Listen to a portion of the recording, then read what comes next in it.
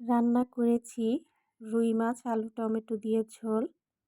Hello friends, আজকে রান্না করব রুই মাছ আলু টমেটো দিয়ে ঝোল।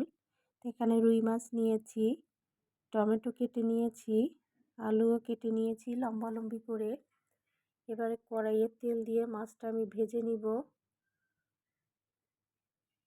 আশা করি আপনারা ভিডিওটি সম্পূর্ণ দেখবেন কিভাবে রান্না করি। মাছগুলো একে একে আমি কড়াইয়ের মধ্যে দিয়ে দিচ্ছি। মাছটা ভেজে নিলে মাছের স্বাদটা আরও ভালো হয়, যেহেতু মাছটা ফ্রিজে ছিল, টাটকা না, সেজন্য মাছটা আমি ভেজে নিচ্ছি। এক পাশ ভাজা হয়ে গেলে মাছটা আমি উল্টে দিব। মাছ ভাজা হয়ে গিয়েছে, এবারে নামিয়ে নিচ্ছি।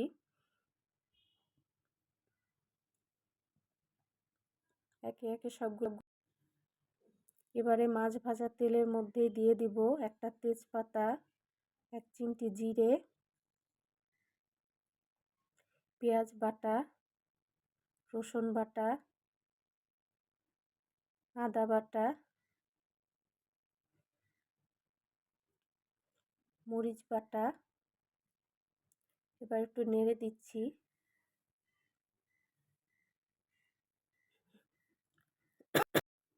হলুদের গুঁড়ো, জিরের গুঁড়ো, ধনিয়ার গুঁড়ো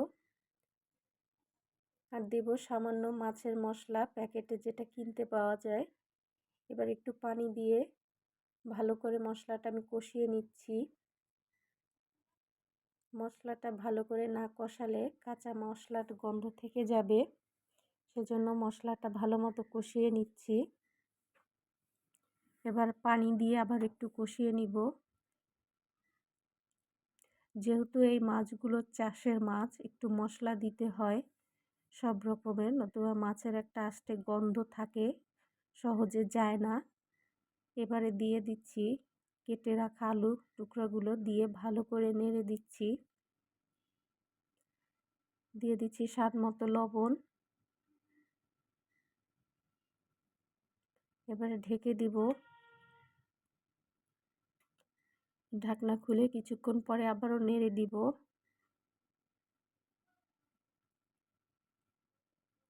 দিয়ে দিচ্ছি কেটে রাখা টমেটো, দিয়ে ভালো করে নেড়ে দিব।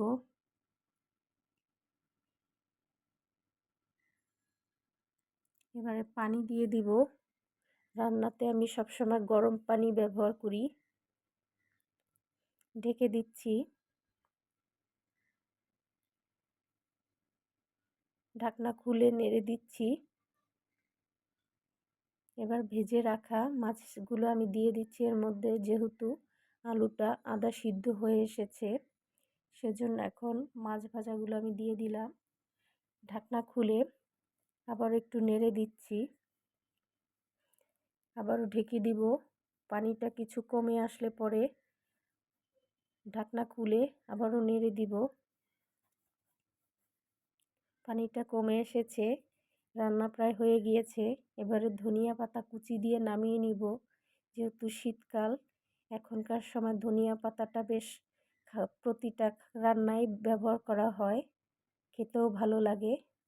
রান্না হয়ে গেল রুই মাছ আলু টমেটো দিয়ে ঝোল। কেমন লাগলো আমার এই রেসিপিটি অবশ্যই কমেন্টস করে জানাবেন।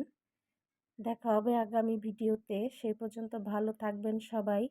ধন্যবাদ সকলকে সাথে থাকবার জন্য।